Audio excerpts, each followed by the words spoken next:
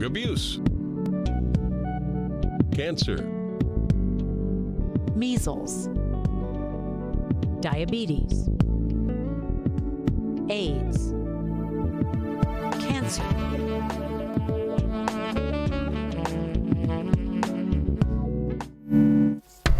Good evening once again. Welcome to Doctor on Call, our usual Tuesday evening program.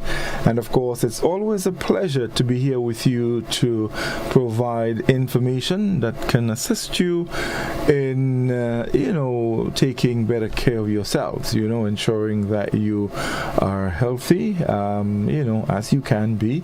And of course, to provide information also to help you to understand some of the things you need to do and also some of the things you need not do, all in the vein of being healthy.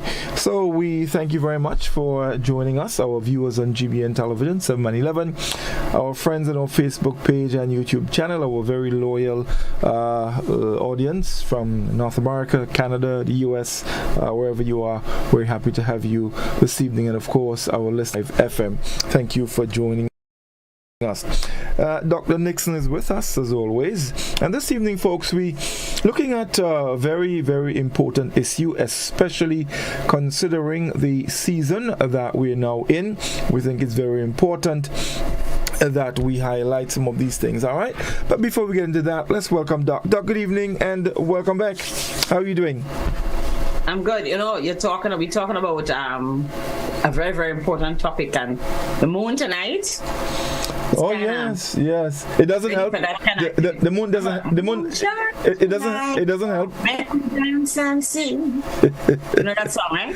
Yes. But yes. the truth is, you're very right. We're into silly season, and we tend to forget that we have to be responsible for the moment and to survive the days ahead without having any challenges. Yes. And so I think tonight's topic is quite timely. We can do it again. My challenge, though. My challenge is that we're probably speaking to a converted. So I hope tonight the converted will speak to the unconverted, pass on the message. Yes. If people are sober tonight and have relatives and friends who have risky behavior, because it's often because of risky behavior that we have the challenges that will come from the diseases that we talk about. Yes. So I hope that a lot of people would listen, because we've been through some crises, with one disease that took millions of lives away. We had a pandemic, yes. And it wasn't COVID, right? And it wasn't until we found medication that we could stop it. And people still are being irresponsible, despite knowing how we can prevent certain diseases. We say silly things like, man, if I have to dead, I go dead. Someone have to take me away from here. So what? Might as well having fun. We do hear that quite a lot. So you're going to ask me to live responsibly. And more than so, live responsibly for the innocent people that you might have contact with in the future. Live responsibly for your children. Live responsibly for the workplace in which you live, because there are some diseases that can be debilitating and can actually make you have to stay away from work. So if you're a good electrical technician, why be sick? Yep. Doc, there's an ad that I've been hearing recently that I find very important, very informative, and I hope people are paying attention. It started by asking parents, do you know where are you always aware of where your children are? And do you allow them to go to every show that happens? And what do the police officers do? And they Carnival is coming, where is your children? Something like that. And then they I think it's a very important ad that was done. I saw this last year. I don't know if it was before, but certainly last year. I thought it was a very good move by the police community relations department. Very, very important. Yeah. In fact, they liken it to a spicy season, and they use the letters of the words to basically send a very important message out there, and it's very, very, very timely, as you said, considering what is happening. And from what I've been hearing, many of the shows that are taking place, they've been getting a lot of, a lot of people are going out to these events, and so it is important that people pay attention and to always be aware of what is happening around them. Again, I want to impress upon parents the importance of ensuring that your children are safe, because especially our young girls, they are vulnerable, and we have to be very, very, very careful. And so tonight, of course, COVID-19 will come in because it's still around, but we want to put some emphasis on some of the STDs. All right, these are diseases that are always there, and of course you can avoid getting them if you behave properly and you act in a responsible manner. And Doc, there are quite a number of common ones, and I'm sure you've come across them in your practice. So first of all, let's remind people what are STDs, sexually transmitted diseases, and sometimes you may hear them being called sexually transmitted infections. Yes, STIs, yes. Right, so these are conditions that you have in sexual intercourse, either oral sex, anal sex, or regular, vaginal sex. Okay, it takes me back to 1980s when HIV became a problem. When HIV came into, and I tell you, I remember the first patient in the country where I was on my ward as a young medical student, and didn't even know. I heard about this thing because we were talking about this new disease that was found. And then this guy, who was our resident's cousin, came on our ward and had this fever, this unwellness and this fever, right? Just, I just don't know what it is, right? And that guy ended up in the hospital because nobody knew what this thing was. He ended up in the hospital, in the military hospital, which is usually where the president and the high military officers and important visitors and stuff like the prime ministers and stuff would go, and died there. And it's when he died we discovered that it was HIV. And for a long time HIV was a torment. It was. People were scared. I've seen people drink bleach to cure their HIV.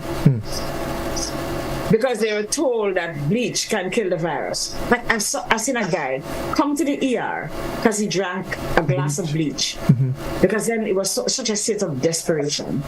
Today, we still have people who are getting HIV, and we have more people. We should not be having HIV because we all know how to stop it. But here's the thing. When HIV started, the world had a population of 6 point something, let's say 6 billion, right? 3 billion of us have been born since. Yep. Okay. 3 billion of us are now. So it means that we are having unprotected sex, whether we plan or not, whatever we decide. So people have not really changed. And there are still people today, August 1st, 2023, who are still becoming infected right here in Grenada by the HIV virus, human immunodeficiency virus. We still have people getting HIV, right? Simply because we behave irresponsibly, we trust, which is often, I don't think people want to go out and catch AIDS or catch anything, but our behaviors do contribute to the fact that sometimes we don't think responsibly. Maybe that's what you should use. Think responsibly. That should be a mantra for the season. Think responsibly. So everything you do, you think about whether I'm going to protect myself through this or not. The medications came into being, and so the panic state died. Right? And although the people who have been managing HIV globally have done a very good job at, disseminating information, we still have people who put themselves at risk and who develop HIV. Thank goodness we have medications that will not cure HIV, but would leave it at such undetectable levels of the virus in the body that you can hardly infect somebody else. Yet we have a lot of people who have HIV who do not get treated enough so that they can get right. Consider the medication is free, thanks to President George W. But the point is that we keep forgetting. And that is why it's important. You know my favorite thing. The Bible is the same thing we talk about every week every time we go to church. It's the same Bible. But we have to keep reminding people that these are the things that are out there and that they have options. But the options will begin with each of us thinking responsibly. Yes. Mm-hmm. Right. And then we have the example of the Tuskegee experiment. And I think everybody in Grenada should know about this. The Tuskegee experiment was an experiment that was done on black American males, right? When syphilis was existent and there was no treatment for syphilis. Okay? So they decided, I guess, with the intention of seeing how they could develop a cure, to take these men and divide them into two groups, a controlled study, right? To see what was the natural progression. No, before that. They were looking at these men. And then penicillin, which became the drug that could get rid of syphilis, then, right, penicillin became available. Now, the ethical thing to do, the morally correct thing to do within medical practice or professional practice will be to discontinue the research, right? And treat everybody. That's right. But they didn't do that. They had the men in these two groups when the medication became available and told them they were treating them. Right? They were treating them. They were giving them all these vitamins to get them better.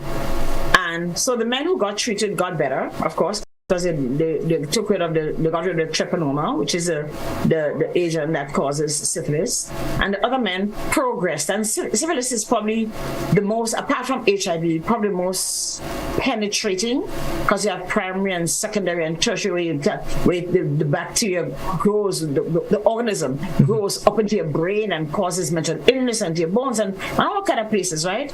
And can cause you to have children that have challenges, children born with congenital syphilis, who have special features, right? So it was a very immoral thing to do, right? To allow people, when a cure was found, right? The families of those men got millions of dollars from the U.S. government, because it was a National Institute of Health, I think, or CDC experiment, that one public health student discovered that this experiment was on when penicillin was already available. Right. Like 40 years. You understand? Totally immoral. But I say this to say that while we have the option to treat, we also have the option to avoid. Okay? While we have the option to treat, we have the option to avoid, because treatment is not free. And sometimes treatment, like in the case of HIV, does not come cheap. And sometimes treatment could be for a day or 2 or 5 or 2 weeks, but sometimes treatment has to go through for a year. Okay? Sometimes treatment is 1 pill or 1 injection. Sometimes treatment is 3 injections. Right? So it depends on what it is. It does not come free. And again, I'm going to remind us to think responsibly. What am I doing? How am I affecting people? When we see, in the case of HIV, for example, that an older population of men who are getting HIV, and of course, the sugar daddies, and the men who indulge in sex with younger women, right? And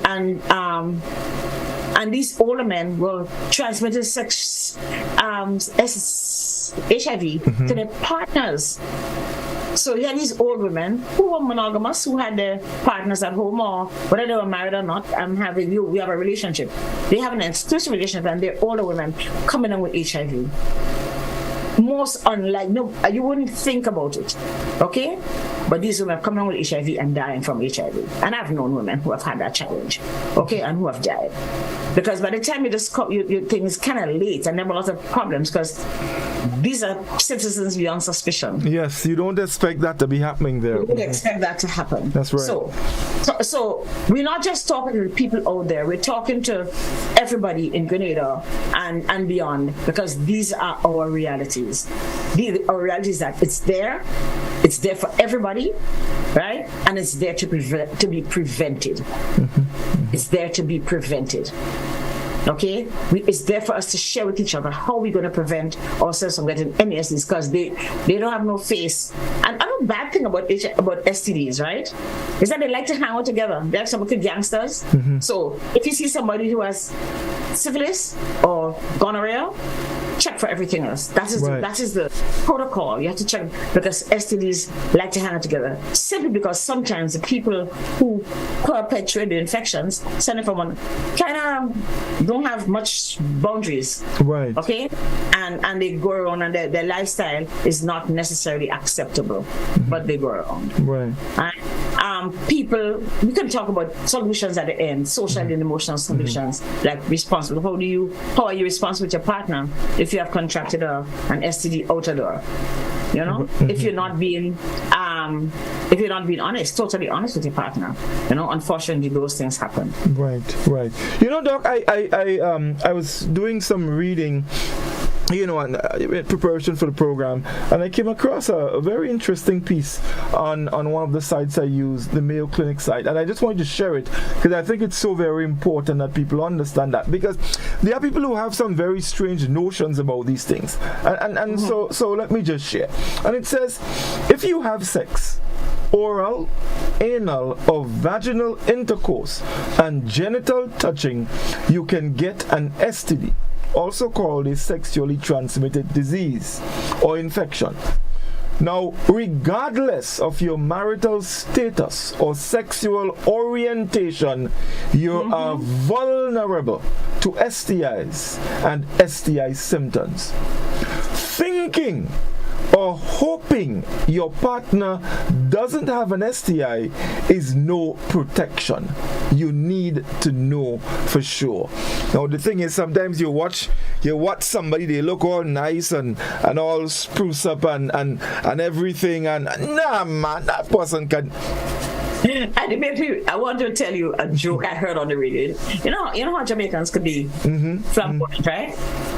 So this girl, who is somebody living in, I know she's still alive, but this is probably almost 20 years ago, okay? So she's somebody living with HIV, and she's going to her clinic. So she's on the bus, the big bus, right? She's on the bus, and this boy come and said next to her, one baby. You know, sweet lyrics, right? One baby. Look at that day with you, you know? Yeah, you look like you're a nice girl. I don't want you to have a baby for me. And she says to him, look at you don't even know what's wrong. He said, nothing happened to you, because nothing I do her. He knows. You can look at her and tell her that nothing I do her. And she says, really? He said, yeah, man. I can see you. We'll have one nice little girl baby. Remember, this girl is going to HIV clinic, yes. Clinic, right? She says, no. He says, because he knows that if he has intercourse with her or attempts and his penis doesn't get any erection, then you know she have an STD. Yeah, that's a very, very, very... I don't know where people get this from. Those are some of the notions. Notions like, for example, that if you have intercourse, if you know you have an STD and you have intercourse with a virgin, somebody who's not had sex before, you get rid of it. And what have we seen? We've seen rapes, right? Rapes in all its form. Violent rape, rape of babies. We're talking about months-old babies being raped, so that a man can get rid of his often gonorrhea, which is probably the most unpleasant, most uncomfortable for most men, right? Infect these babies. And I don't think they stop at gender, they just need a space so they can, right? So we've seen all of these myths translate into abnormal behaviors that put people at greater risk, and often very vulnerable people. at risk. People who are trusting, people who are just are indefensible, disabled people, children, older people and stuff become victims because they need somewhere new to be able to get healing. There is a very important thing, Doc, I would like you to speak on. It's referred to as asymptomatic STIs. A means absence. Symptomatic means a symptom is what a person experiences. Yeah. So I could have a cold and I tell you I have a cough, but you never hear me cough. That's right. I can tell you my chest is tight. Right? You might listen to my chest and hear me wheezing. Because I say, are you wheezing? As a doctor, and you say, no, I'm not wheezing. Right? But when I listen to your chest, I can discern. That's a sign. But the symptom you experience is tightness in your chest. Right. So a symptom, asymptomatic, means that a person who's infected with these diseases have no symptoms. That's right.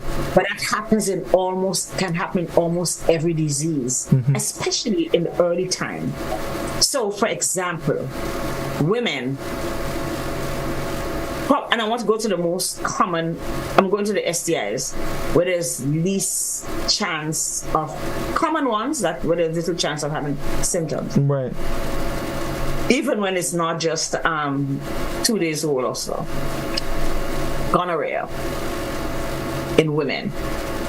So a man will know, because gonorrhea is caused by Neisseria gonorrhea. That's the name of the bacteria, right? I almost said another one. Anyway, and in the male, gonorrhea manifests itself very boldly within 24 hours. You catch something. Because by the time you get up in the morning to pee, you start feeling burning, right? And you start feeling burning, you start feeling itching, and you rub, and eventually you get that snot that comes out of the penis, running thick, yellow thing. You catch something. Discharge, yes. Right? And you might go and say to the girl, hey, you give me something. And she said, what are you talking about? Right? Or you may have already gone on to somebody else. Yeah. And infect that person. And she walks around, or the person who has had it, because women tend not to have early symptoms with gonorrhea, right? What does that mean? That this bacteria stays in the vaginal mucosa, can go up into the uterus, can go into the tubes, the fallopian tubes, and cause pelvic inflammatory disease. So she might start having pelvic inflammatory disease. It could be just a little one-night stand, a quickie with this guy, or friends with benefits, and she has she gets this STD, but she doesn't know. No, that's right. Because she doesn't have that copious, thick, snotty, swelling bad. She doesn't have itch. She doesn't all the stuff that the men have, right? Discharge. That is why we ask, please, if you think you have an STI, inform your partner. Your partner, yes.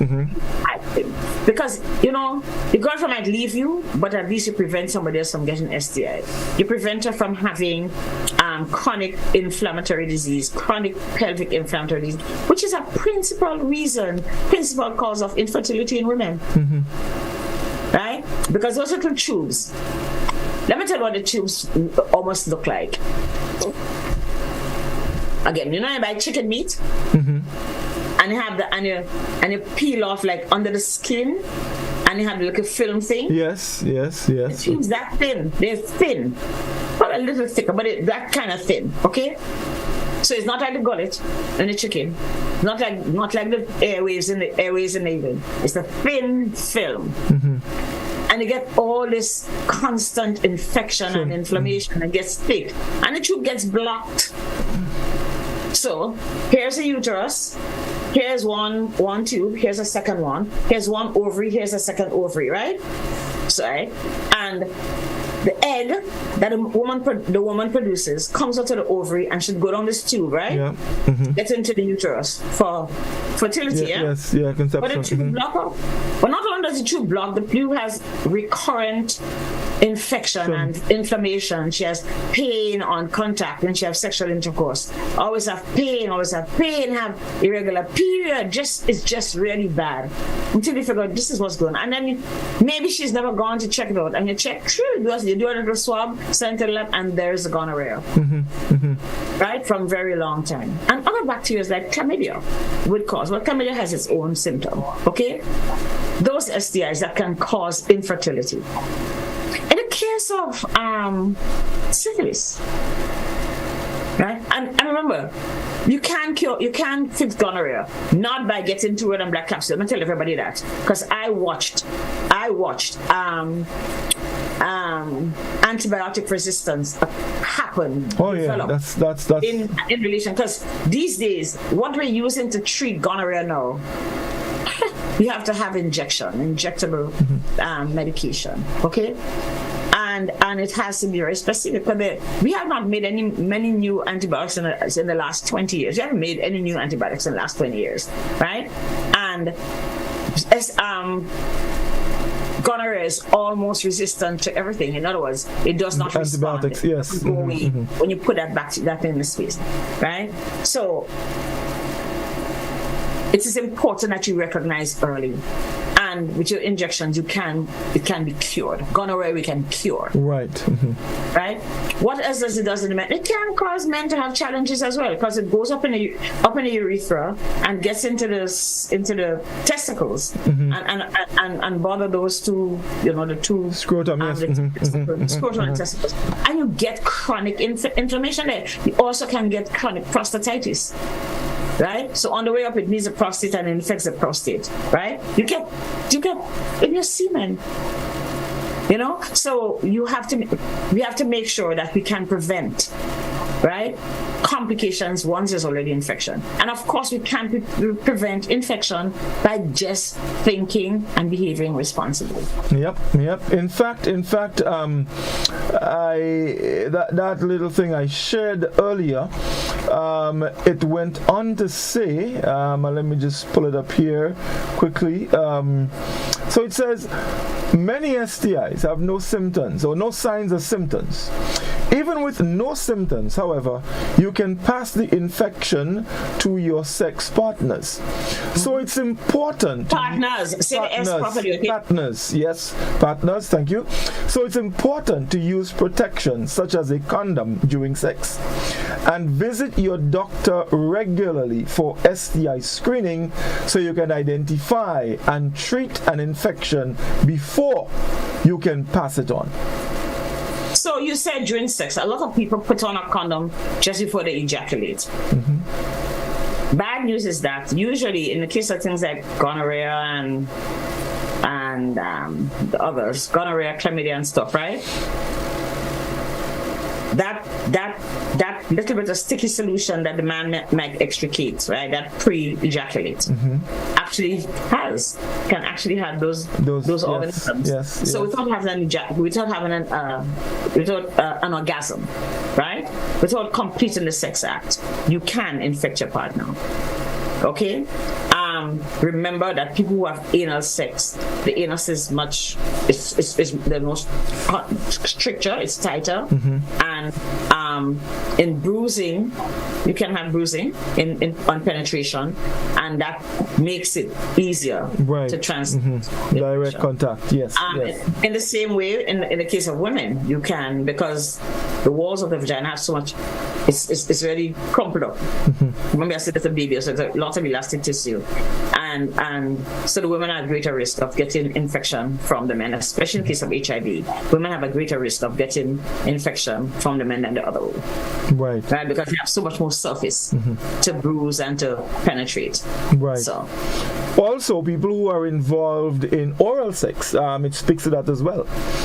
You can also. And I'm glad you say, because I think it's elephant in the room. People don't talk about it, but everybody indulges in oral sex. A lot of people, a large percentage of us sexually indulge in oral sex.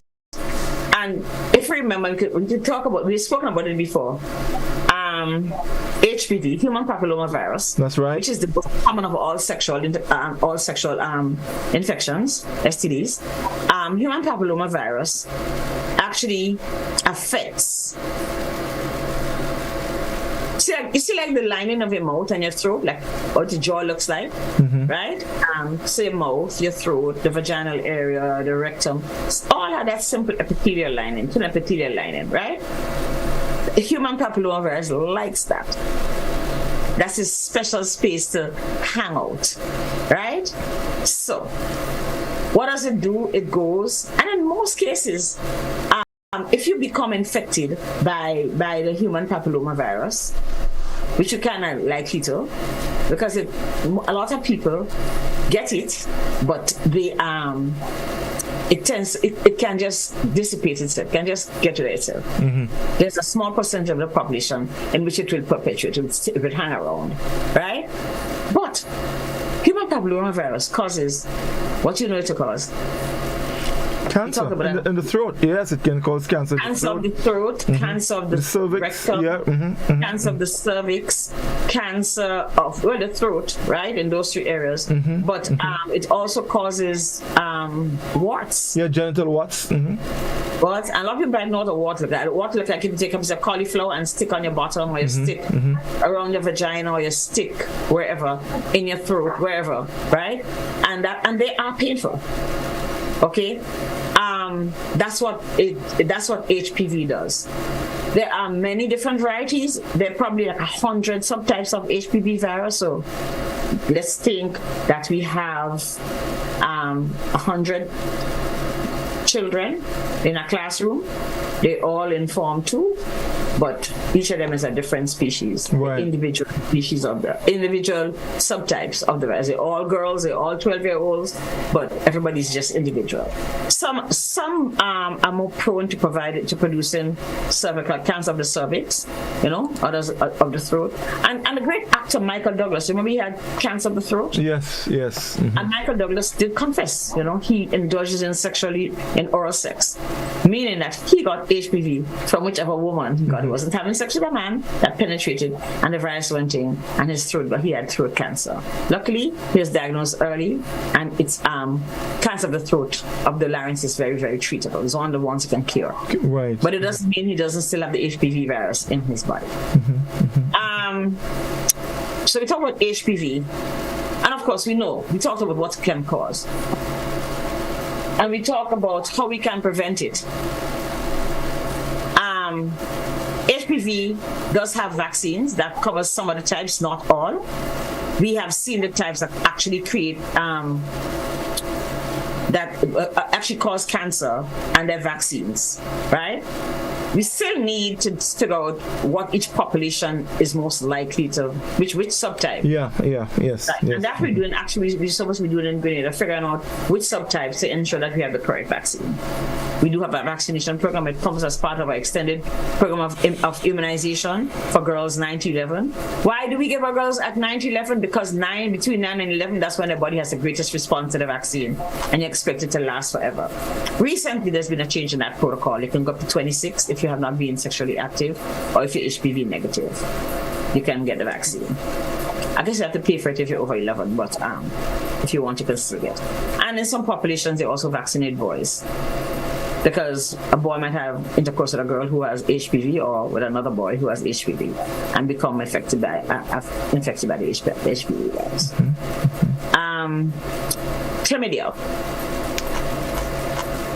So chlamydia is very common, but sometimes doesn't have symptoms like all other rest. But it can. It can have a light discharge, it can have a stinky discharge, it can have itching, it can have a low abdominal pain, especially the longer it takes. All right?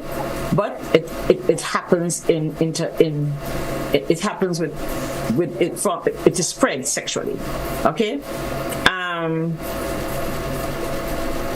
The other one I wanted to talk about, we haven't spoken about syphilis. We talked about the Tuskegee experiment, but we didn't speak about syphilis as a problem. Did we? Can't remember. Did we? Syphilis? Yes, we did. Yeah, we mentioned that it can cause mental illness and all kind of things like that. Yeah. Yes. And people might think, oh, that doesn't exist anymore. Syphilis starts with a little sore. It manifests itself initially as a sore on the wherever. If it's a female, but on the genital, usually it could not be painless. Sometimes it doesn't bleed, sometimes it does. Right? There comes a time when it can. And you don't have to have penetrating sex to get syphilis. You can just have, rubbing, that kind of contact. You can get it from touching and stuff. If you have, enough rubbing, you pass on the organism that causes syphilis. Can we test for syphilis? Yes, we do. And we test in all our pregnant women because syphilis can also be transmitted by mother to child. Remember I talked about people having congenital syphilis, being born with the infection, and people who get syphilis while they're in their mother's womb can have very malformed features.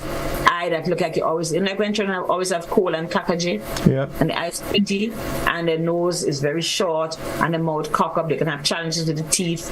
Right? They have very special features when they have congenital syphilis, and sometimes they can actually have brain infection because they would have contracted from in the uterus. So that's one of the things we have to about. We don't have it as much, but we do have it. It's still around, okay? And then what we find, I always want us to remember that we live in a very global environment, right? Because if I can leave here today and be in China tomorrow night, there's no more slow boats. Right? We can take 4 hours on Concorde from here to London. Well, Concorde doesn't exist anymore, right? So there are lots of ways to get around quickly. But the bottom line is that it's a global village, and we have people from everywhere, right? And people from everywhere, where there are things that we may not have, and we have to be careful. It is really a small place. We don't have prejudices about who our partners are, but we have to be very cautious as to what people may bring into our environment. Right. I was just looking here about some of the signs and symptoms of late-stage syphilis. Lack of coordination, numbness, paralysis. Because of the neurological symptoms, your brain and blindness and dementia. So, folks, there are serious things that can arise from some of these infections, and so it is so very important that we pay attention and ensure that we are in control of what we do.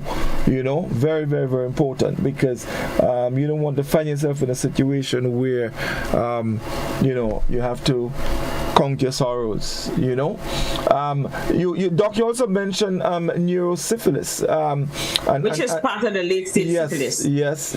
But there's early syphilis where you try to think that your baker turns up with all these sores in his palms, or these marks, these like bumps in his hand.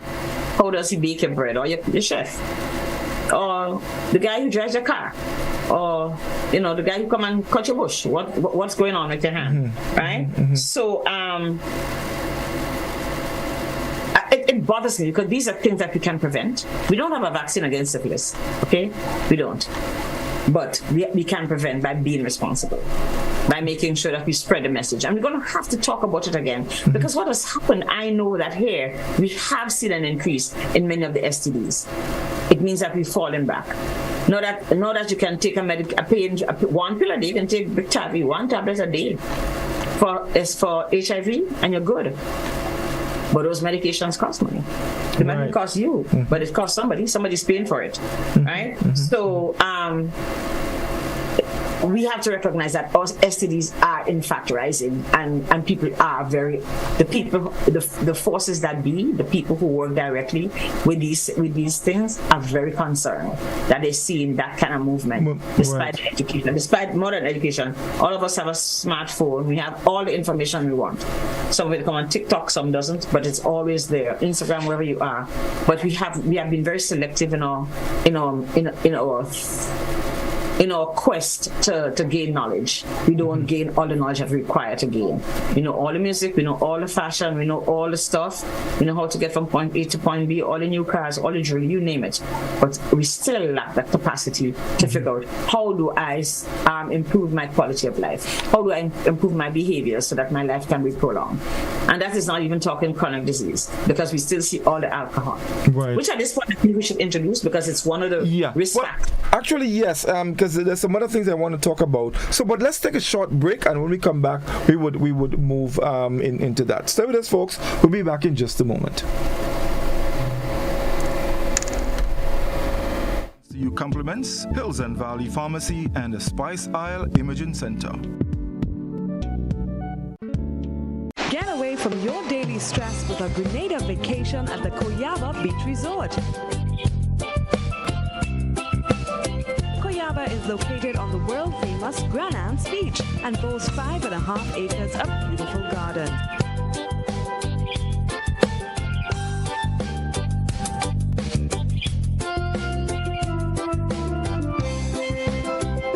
We offer excellent service, good food and drink, well-appointed rooms and friendly staff in a safe environment.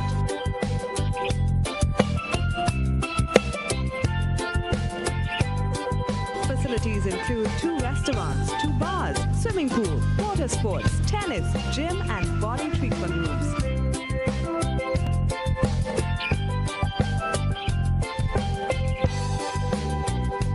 Call 473-444-4129. If there was ever a time to keep and stay healthy, it's now. We at Hills and Valley are here to help take deliberate steps to maintain your health. We stayed true to maintaining the most comprehensive rates while stocking the widest range of medicines and health devices, including personal protective equipment. There are so many benefits shopping with us. You get great savings through discounts for senior citizens and reward cards for loyal customers. Ask about owning yours today. Visit us at Halifax and Grenville Street, St. George, Jubilee Street opposite the Grenville Bus Terminal, and at Hillsborough, Carriacou. Our wholesale distribution on Halifax Street also stocks the widest range of pharmaceuticals. We are with you on the hills and in the valleys. We are Hills and Valley Pharmacy. Have you heard about the new Softweave bathroom tissue with total hygiene? As hygiene and safety have taken center stage, our bathroom tissue is now manufactured with 3 different technologies to offer the best protection for you and your family. UVC light technology for a safe and effective disinfection process, eliminating 99.9% of microorganisms. Also, production at high temperatures, killing all types of germs and bacteria. And it's pH controlled with delicate fibers to prevent irritation for even sensitive skin. Softweave Total Hygiene Bathroom Tissue, available in supermarkets and shops island-wide. Visit Softweave Caribbean Facebook or Instagram pages for more information.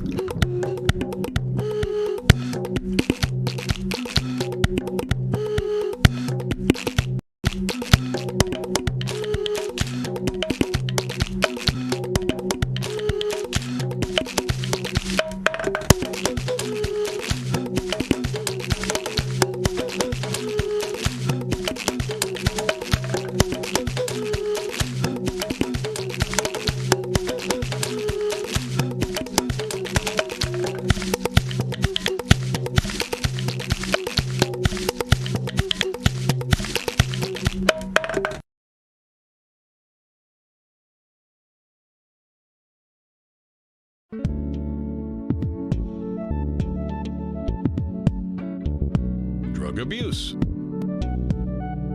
cancer, measles, diabetes, AIDS, cancer.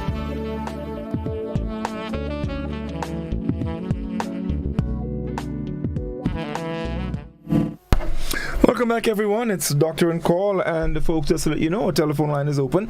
The number is 435-2041. So if you have any questions, you can definitely give us a call. The number again, 435-2041. You can give us a call, and of course, we'll attempt to provide you with the information that you need.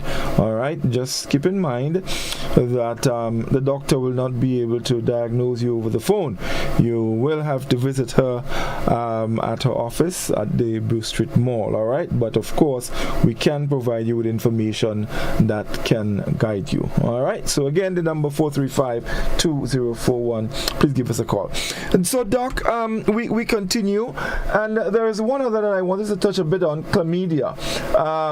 Let's talk a little bit about that, and then we would move on to some of the actual actions that can cause us to fall victim. So chlamydia is a very common, we don't talk about it a lot, but chlamydia is a very common STD that we share. We spread around a lot.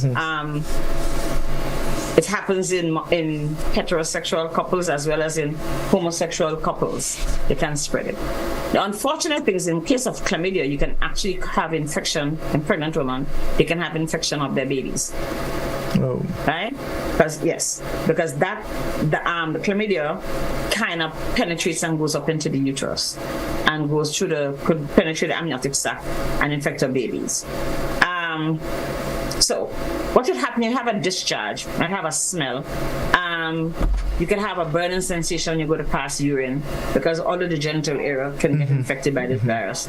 You can have, in the case of the men, you can have a discharge, thick mucoid discharge. It's not like gonorrhea that look like when you have cold, stacking, real bad cold and it's yellow. But you have a discharge and a burning sensation again when you pass in your urine as well, and pain or swelling in both testicles. So chlamydia moves fast and it gets around. Right. It can go up to the ovaries, to the fallopian tubes in women, it can go to the testicles in men, and of course, you can have pain in the rectum if you have homosexual relationship and a discharge, and you can also have bleeding because of bruising. Right? So basically, women might have bleeding between their periods. Right. Okay. Have a chlamydia. Right? That's some of the symptoms of chlamydia. The thing about it is that chlamydia can actually cause also infertility as gonorrhea. Right. Doc, that gonorrhea. Just hold your thing. We have a caller on the line. Let's see who is with us. Doctor and call, good evening. Hello. Hello, good evening. Yes, good evening, caller. Yes. Yes, I have two questions. Sure. Yeah. Urinary tract infections. Is there a sexual connection or not? That's the first question. Urinary tract infection in whom? The sexual connection. When I say sexual connection, let me clarify. Which gender? Man or female? Meaning male or female? Just be specific. Yeah. In the female. What I'm trying to ask is, the urinary tract infection, does it have any connection to do with intercourse, or does it come about by bacterial infection? That's what I should really ask. Well, urinary tract infection, usually a bacterial infection of the urinary tract, meaning the urethra where the urine comes out, or the bladder, or the ureters that come from the kidneys or further up. In the case of women tend to have I'm going to say UTIs, urinary tract infections or UTIs, frequently if they haven't had sex for a long time and they have sex, or if they have sex for a very prolonged period, you have one of those marathon sex. Simply because, one, it's not necessarily an STI causing the urinary tract infection. One. Because normally, I think we talked about it last week, normally you have bacteria in your urine and yeast and other things that live in there. But you pee and it goes out, and a little bit stays in there, and you pee and it goes out. And that's why they tell you don't keep your urine. If you need to go, just go. Right? That's why as you drink a lot of water, so you always freshen out your bladder. In the case of women, sometimes because of the swelling that occurs around the urethra and stuff, some of this urine doesn't come out, and the bacteria that's in there tend to proliferate, tend to multiply quickly, right? and so you get an infection. An infection is considered when you have a certain amount of whatever the organism is in a certain amount of the body's space or fluid. Okay, so if you have 10 bacteria in a liter of urine, that is not considered a UTI or an infection. But you have to have a certain amount of colonies of that bacteria in 100 mils of urine for it to be considered a And yes, women who have a lot of intercourse over a short period may develop a urinary tract infection. That is simply because usually it's from bacteria that's there in the bladder, and that's treatable if she seeks. It's very easily treatable. So after the first antibiotic, they start feeling better. In the case of the male, so I look at the male is a little different, because in the case of the male, the urethra is the length of the penis, right? And it's not like the case of the woman that is registered to be short, right? And there's a distance between the outside of the body, right, the urethra and the bladder, right? We really don't want our males to have urinary tract infections, because you have this long track between the bladder and all of the urethra to get outside to remove it. So we really don't want it. Can it be sexually transmitted? Yes, because sometimes some women have bacteria that don't normally exist in the bladder appearing when you do a culture. What's a culture? A culture is where you take a little bit of urine in a sterile environment. There's no bacteria in there. That's when you pass some urine, the middle stream urine. You take it to the lab. The lab puts it in a special dish, right? And see if anything grows. That's a culture. And sensitivity is when they look at the different thing that's growing. They identify the bacteria, because different organisms look different, okay? And they put antibiotics along and see which of the antibiotics it would last on. So it would obliterate, it would get rid of it. So your treatment is very, very directed. In the case of men, you have to do, in a woman, sometimes you can treat. But what I was saying is that we have seen bacteria that come from the rectal passage present. That creates a little question. That is probably sexually transmitted, because if anything ends up in there and it comes out of sex, it is sexually transmitted. Right. You got the difference? Oh, gentleman is gone? No, I think he's still there. So you understand that there is a difference, caller, between the UTI and the STI? It's well explained, yes. Right, yeah. You had another question? There was a second question, yes. Yes. Syphilis. Could it cause the rotting of the penis? That's the second question. Oh. Thank you. Okay, caller, thank you. Yeah. Yeah. Some people get severe syphilis, secondary syphilis, where they have challenges with the penis, and that can happen. But remember, sometimes it's cancer of the penis that really causes the rotting first. Okay. And that's quite likely. But yes, you can get challenges with the penis. Right. Okay. Thank you, sir. All right. Thank you, caller. Thank you very much. Actually, Doc, I meant to ask you that question. The difference between a UTI and a STI, and of course the caller preempted. So very good indeed. And to remind people that a UTI can extend all the way up to your kidneys, which is then you're sick. Because if you have kidney infection, you have fever and you're sick. You need to be in hospital and get IV drugs. Right. That is on that same subject of UTI, I've heard that if people use, for example, cranberry juice, it can actually help. If we drink water, it can't help. Right. Okay. There we go. We have another call on the line. You kind of want to acidify the urine. That's what happens if you drink that. Okay. But drinking a lot of water. But sometimes you need to have some antibiotics. Right. You might say no, but you do need it. Let's go back to the telephone. We have a caller. Doctor on call. Good evening. Hello. Well, I think we lost the caller. All right, 435-2041. That's the number you can call. Right. So, Doc, we were just basically rounding up the chlamydia. So I think the greatest thing is that chlamydia can be so insidious. Sometimes you don't see, but sometimes you can have challenges with chlamydia because it will cause what we call pelvic inflammatory disease. It will have discharge, right? Smelly discharge.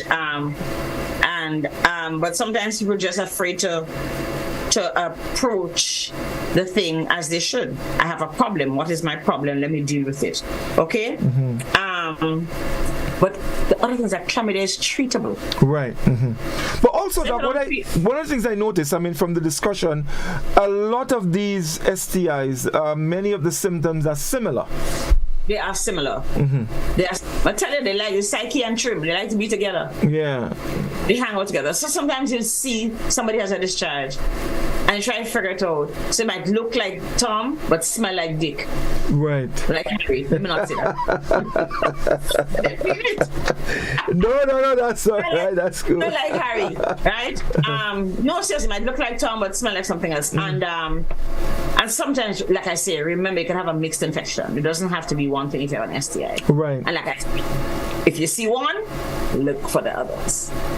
So that's a philosophy we have, because it comes from people with similar behaviors and they can pick up anything from anyone. Right. One last question before we move on.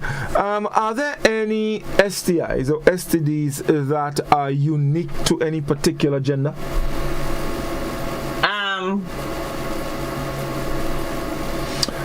I don't think so. I don't know. Trichomoniasis. This one, is it unique to women only, or anyone? It can be. You have to get it from a man. Okay. Trichomona smell like fish. Right? So woman you get like you had a yeast infection, but yeast is not an STD. Right. Yeast is a normal inhabitor. It might get a little excessive if you have diabetes, if you've been taking antibiotics, if you have some immune compromise. You understand? You might see a little increase in you see this yeast look like cottage cheese. It look white. Yes. White. Thick, like cheesy. Okay? That's yeast. Trichomona itches, but more intensely. Right. Okay. And in the male, he might have a little itch like in gonorrhea, but you know like how baby drool looks? So it looks like that. In the male, he'll see just a little bit, not a whole lot, but when you separate the if you look inside of the penis, the head of the glans penis, it looks red. Right. It looks red. It looks intensely red. That's trick. It's a tricky thing. Okay. It's treatable. So you say to your patients, please don't rub it. I know it's going to itch, but don't rub. Please, I beg you. Yeah. Right? Take your medication and it goes away. In a day, you start feeling improved sensation. Right. Take your medication. We're going to talk about treatment and behaviors of treatment. Don't rub. In a female, you can't miss it. Right. It looks like, you know, like when you do fish egg and they have that kind of creamy thing, but it's very frothy and it smell like fish. Right. Right? That's trichomona. And they'll have the same redness of the vagina, but copious, almost creamy. Right, unpleasant, yes. But it's not thick, it's a watery. Okay. Right, in the case of trichomona. I'm sorry, the dogs are disturbing because they're running up and down. So, trichomona is very unpleasant for the female. She knows. The male may not know. But trichomona is very unpleasant. So the female should say, hey. But trichomona can also cause pelvic inflammatory disease if left untreated. Because, you know, those things, the body try and heal as far as it can, right? Right, yes. They perpetuate and they stay and they hang out and you give time, you give everybody, you just share it, especially if you're kind. Right? So, trichomona is like that. Itchy, stinky. Right. Right. So we basically have gone through some of the common ones, and so we need to move on. Let's just take a quick call. Doctor on call. Good evening. Hello. Good evening, caller. Okay. Yeah. I think the caller's phone seemed to be a little problematic. Yes. But I just saw somebody posted that what's wrong with the internet tonight. The phones are being crazy. So we're kind of lucky to have Wi-Fi because the systems have been crazy.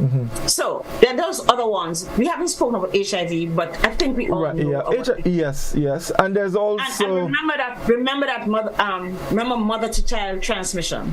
Hence, because you can give your baby HIV not necessarily when the baby's in the room, but when the baby's being born. Because there's a way of how you exchange blood at birth. So that is when the baby is born. The doctor takes the baby up and doesn't allow too much of the mother's. You don't want the mother's blood per se to drain into the thing. Because the placental barrier does keep it away from going to the baby during pregnancy, during gestation. But once the baby is born, that all those things are broken, and you can have flow of the mother's, and you get mother's blood into the baby's veins. Hear me. What do? We screen in the pregnant woman. I think they do it twice. Certainly in that first trimester, those first 3 months of pregnancy, you should screen. You should do. Women need to go to the antenatal clinic if you miss a period, or go to the doctor if you miss a period.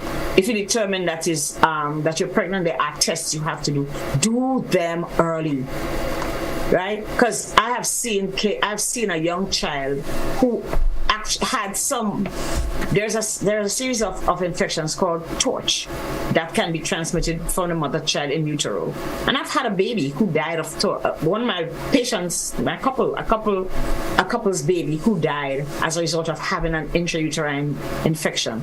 She was born and had a stroke. She had lots of jaundice, intense jaundice, because by day 3-4 you have a little jaundice, right?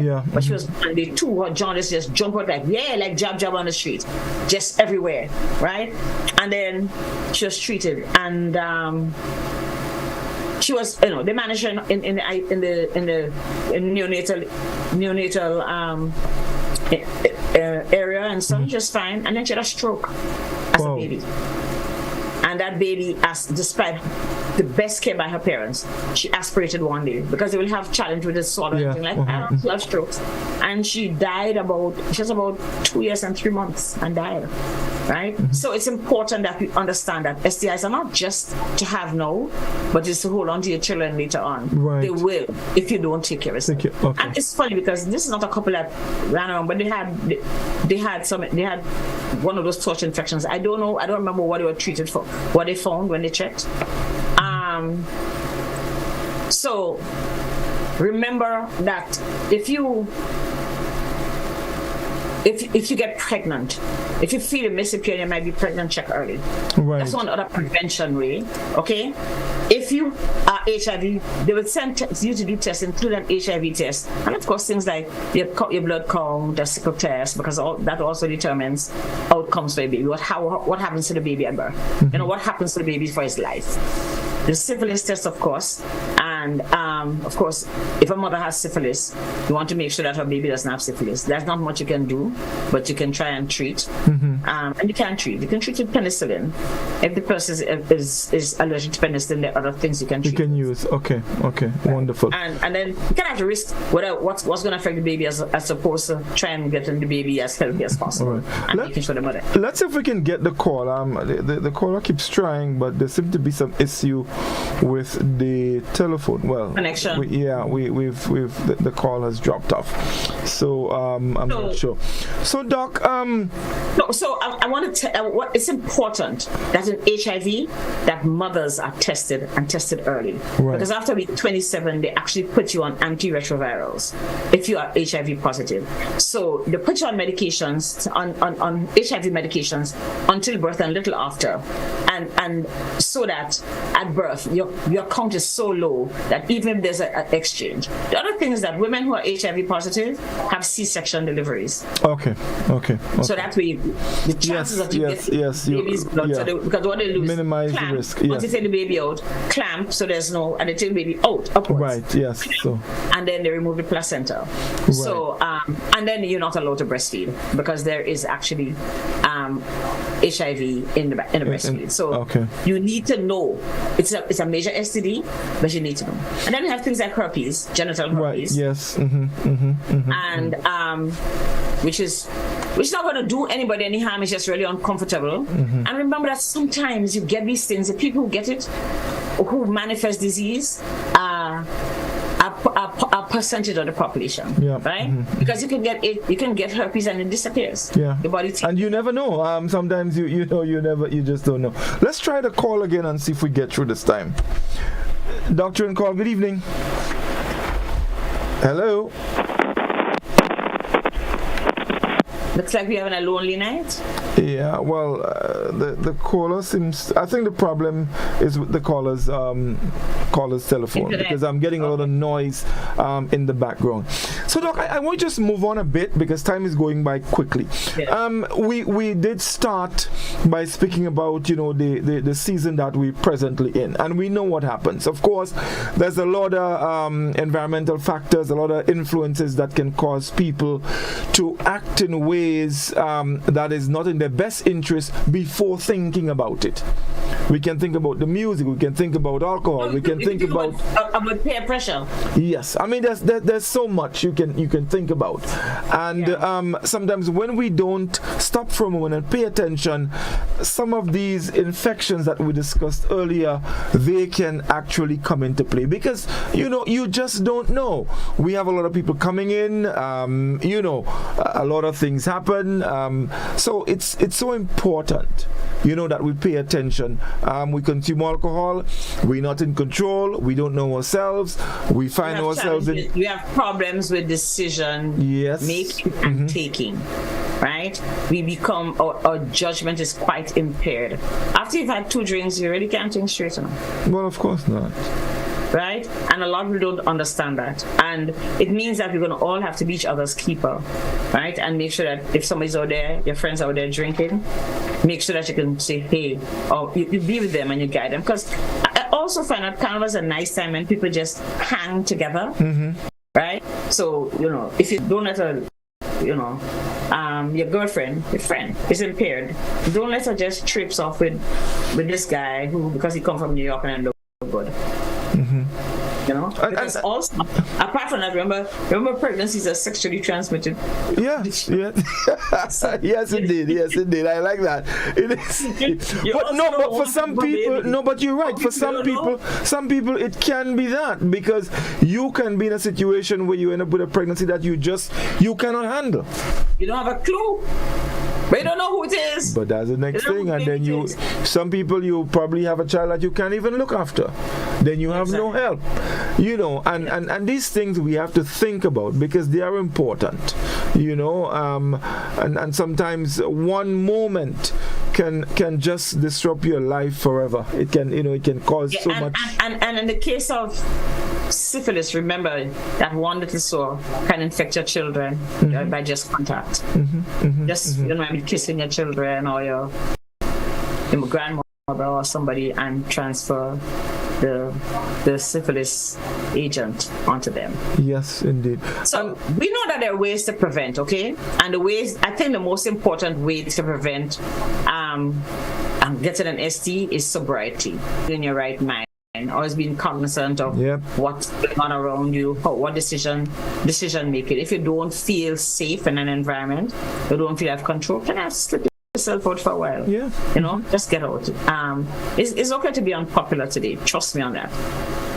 We have so much peer pressure around that we don't know how to be unpopular as young people. Well, I'm not young, but we don't know how to be unpopular. And there's a healthy unpopularity. Like, guys, I gotta go. I don't think this is a good place for you. And take somebody with you who you realize is at risk. Okay, really have to be each other's keeper. This is not a case where, I want to pay lawyer, I can do this, I can use the morning after if I have intercourse. The bottom line is that condoms are the only good friends you have if you're going to indulge in intercourse, especially when you don't even know what's going on. All right? We become so impaired that we become almost hedonistic. Everything goes. Be very careful. Be very, very careful, because your decision making is not for just the moment or the moments that you'll indulge, but it's going to be for your life down the road. That's right. And the life of your family, and the life of your business, and the life of a lot of other things. Right? So be very aware that you have any decision you make is going to might carry a burden on you. condoms if you're going to have intercourse, because it is sex. The only thing that really keeps us from getting it. And then be very judicious. You can go there and have fun and do have sex. You can have a lot of fun. Well, you don't need to be in a particular frame of mind to have fun. You can have fun, at home. I have fun at home. I enjoy having fun at home. I like the openness. I like the fact that everybody's there and we're having communal enjoyments. We have to be very, very cautious. Okay, yes. A lot of people are going to come and who are going to drink and drunk, and apart from STDs, they're going to get a lot of other disease. Oh yes. They're going to get bombs down. They're going to get robbed. They're going to get raped. They're going to get everything.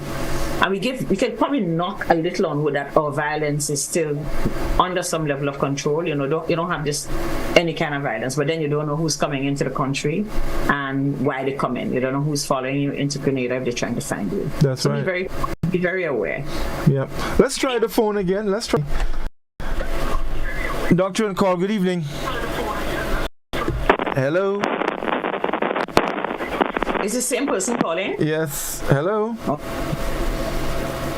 Yeah, clearly, caller, there definitely is an issue with your phone. Very, very sad, yeah. Yes, very rather unfortunate. There is an issue with the caller's phone. And it must be a very good question for us. The caller continues to try. Maybe, caller, you can try the WhatsApp platform. You can send a WhatsApp to the same send number. A message on WhatsApp. The same number, 435-2041. Now, you cannot make a WhatsApp call, but you can send a WhatsApp message. So if you send us a message via the WhatsApp platform, the same number, we can get it, and of course we can discuss it and provide you with the information that you are looking for. Definitely. So folks, don't worry, because one of the other things we have to take into consideration, don't be afraid to ask your partner, what is your status? Come, let's come clean, right? You can't play mass and free powder. All right, if you're going to become involved in casual sex, and something not even casual sex, you need to come clean. Ask your partner, let's get this clear.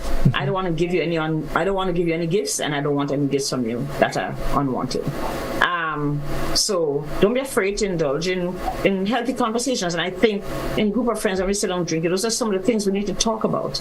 Parents need to remind their children, and children need to listen to their parents, and grandparents need to remind their grandchildren that you have to be responsible there. You can't stop you from having intercourse if they want to have intercourse, right? But people need to make a conscious decision as to whether and with whom and what precautions they're going to take when they have an intercourse. Right? We're not telling people don't have sex, and we'll be out of order to say don't have sex. Definitely. But you don't have sex if you're not prepared for the consequences. That's right. Very much so. Very much so. So, folks, it's very, very important. And we spoke about STDs and STIs, but there are a lot of other things that can occur. We still have COVID around. We know that there's almost every year with Carnival there is a flu that comes. Of course, it gets a name. So all of these things, and it's okay to still wear your mask if you're going out in public and you won't be in large crowds. There's nothing wrong with doing that. Carnival time is people wear masks, so it might be a good idea to keep your mask on. What's going to be big? A lot of people are here. More people are going to be coming next week. Grenada Carnival is that kind of thing. It's coming into carnivals in the Caribbean, and people like, because Grenada Carnival does have a lot of vibes. Okay? Yes, definitely. Of course. Of course. I remember that there are a lot of other things, like don't spend all your money. Well, you just took it from my mouth. I was just about to speak on that. Don't take no loan. I see people offering all your loan. Leave their loan alone. Right? Leave these loans alone. Because when September morning and you have to send your kids to school, don't go talk about Prime Minister Dick on this or that person that or MP this. Put your money aside, get your children's stuff. So when Carnival done, you can put your. In fact, get it now. It's what was the date? We had the month end. You should probably consider getting. You should probably getting. Yes. Uniforms in place. Make them a little long. Please don't let the boy them have their pants over their knee with bedtime or Easter come. But get your children's stuff. Make sure that you don't create added stress. Watch out for drugs. Watch out for being drugged. That's right. Watch out for drugs, watch out for being drugged. I see, again, we talked about it last time, the whole use of vapors. Go and read up what vapor can do to you. People who want to take nicotine. That's the entry to smoking tobacco. It contains nicotine that is highly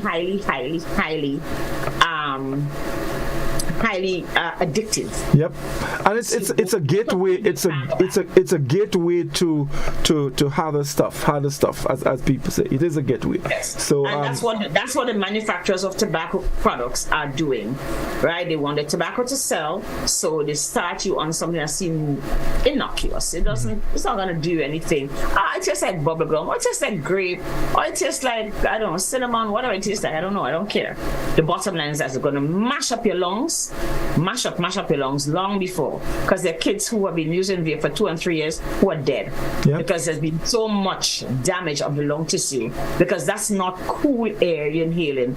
The nicotine with a little bit of what they use, eucalyptus or whatever, might sound cool, but it's hot, it's warm, and it damages your lung tissue. So you might find that you have the lung of a 40-year-old asthmatic who's had asthma from childhood in your 18 and 19 and 20-year-old body. Parents look for it. It's very insidious. It's hard to, you don't recognize. It look like a flash drive, or it look like a little thing, and no, this is just this is bubblegum. Mommy, smell it, taste it. It's not no bubblegum in here, mother. It's nicotine. You know, I want to just go back, Doc, and all of that. Now, folks, let me tell you something.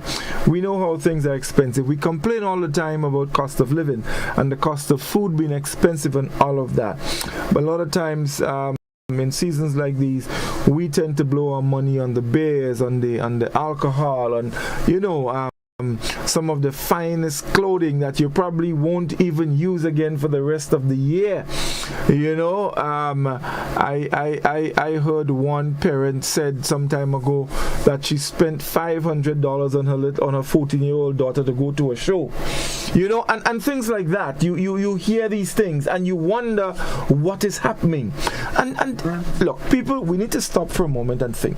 We need to stop and think for a moment, because after that, in the words of Ambassador Elwin McQuilkin, the Black Wizard, when the carnival over, we have a lot of things that we need to do.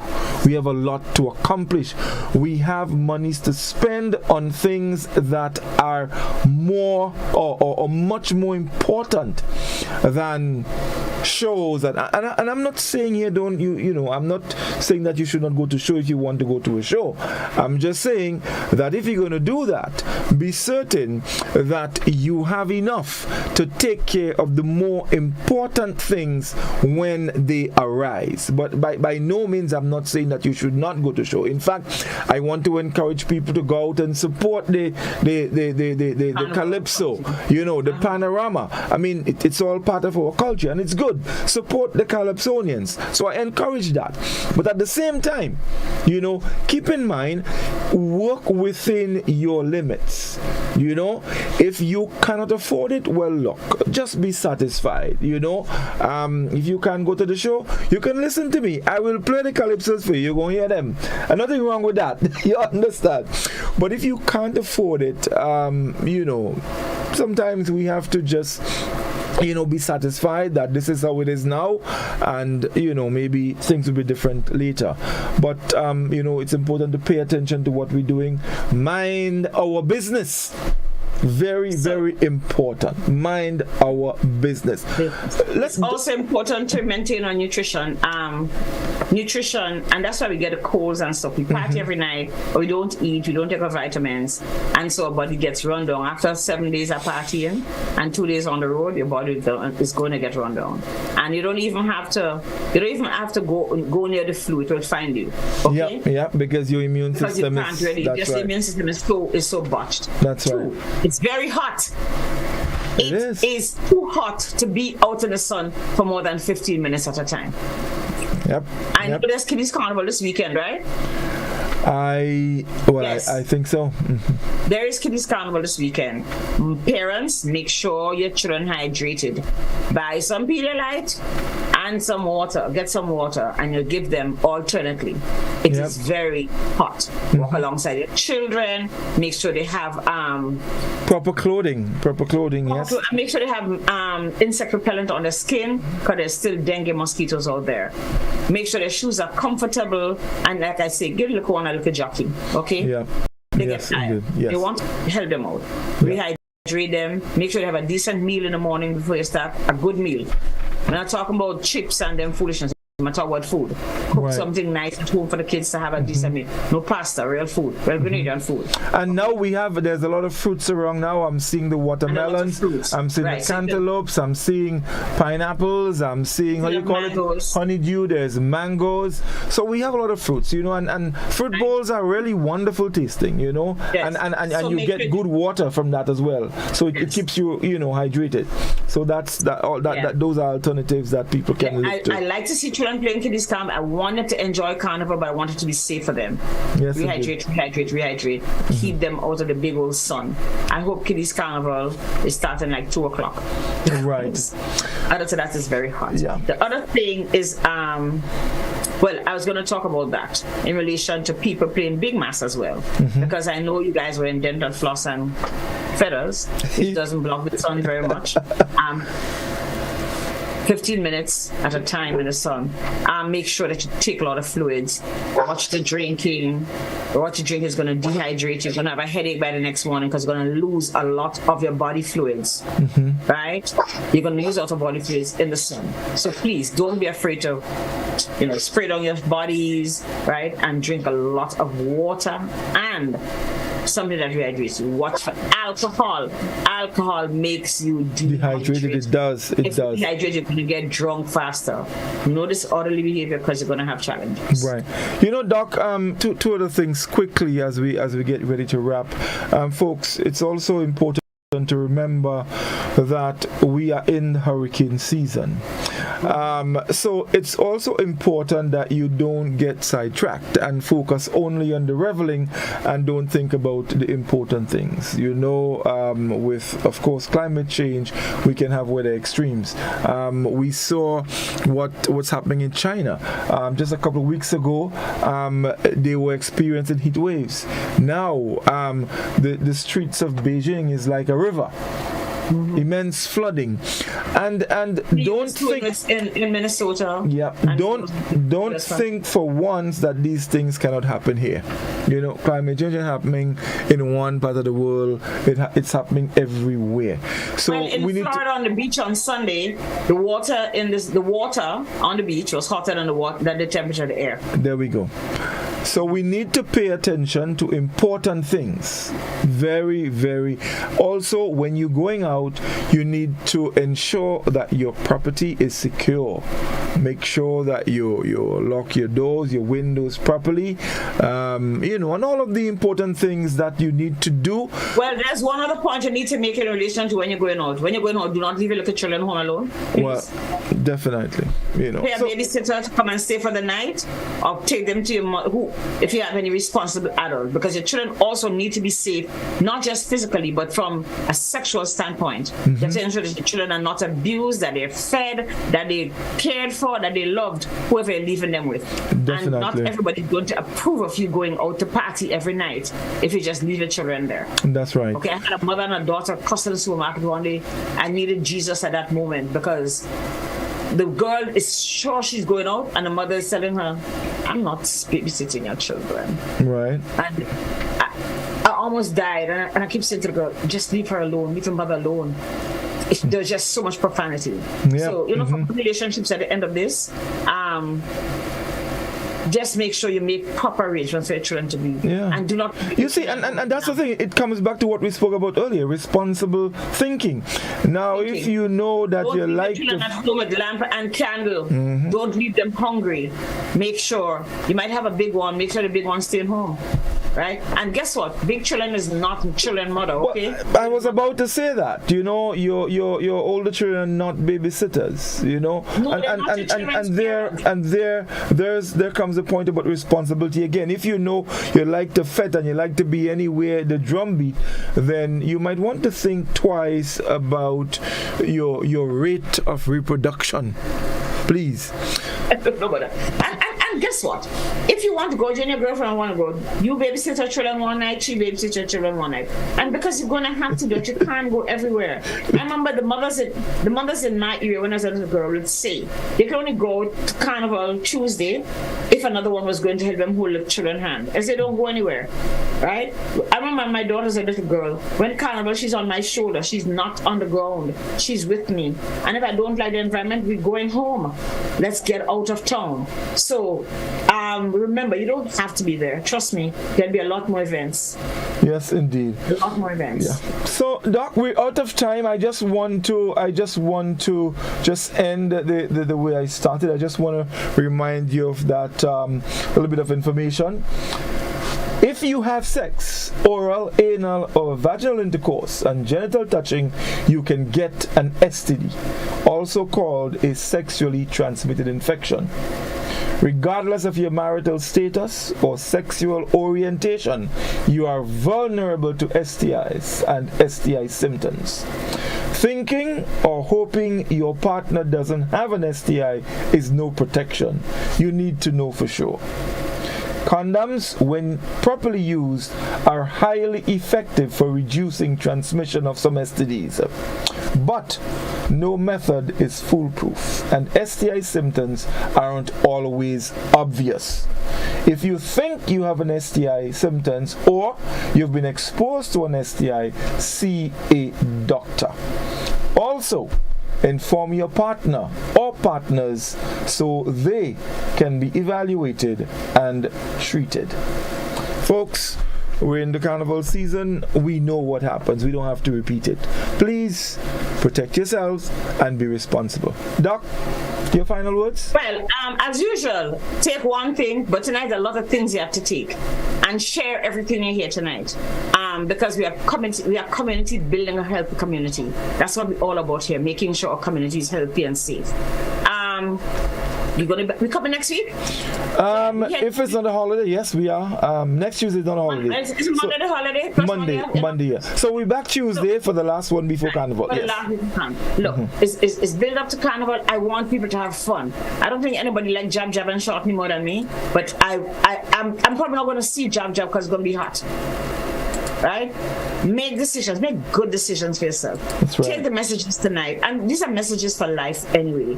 Okay? Take a message and share one message with everybody you meet tomorrow. And put something in your... If you share even 5 people, what we talk about tonight, 5. And tell them to share with 5 other people, we soon reach 100,000. Yes, definitely. Other thing is that we are all our own keepers when it comes to independent living like this. But we're going to support each other and ensure best we can that everybody comes out healthy at the end of Carnival. Hopefully, one thing we forgot to talk about people taking their medications. Oh, yes, indeed. If you're going to drink and you have high blood pressure and diabetes and whatever other illnesses, I would suggest you don't drink. Okay, there are too many people who come for Carnival and come for whatever festivity we're having who either don't go home because they die or go home very ill because they become very, very severely ill. The hospital don't full up already. I don't know where we're going to put more people. Okay, the doctors are overwhelmed, they're short-staffed.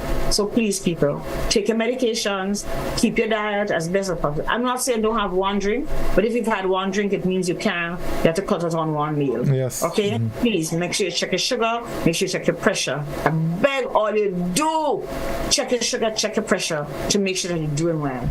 And that's where you could know what can I have and what I can't have as a result of my hypertension and diabetes. Right. So like I say every week, tell somebody and put something into your life, one of these lessons into your own life and your family lives, and we'll all be better in a year. Thank you very much, Doc. Folks, thank you for staying with us. I'll be back with you tomorrow evening, so you can join me then.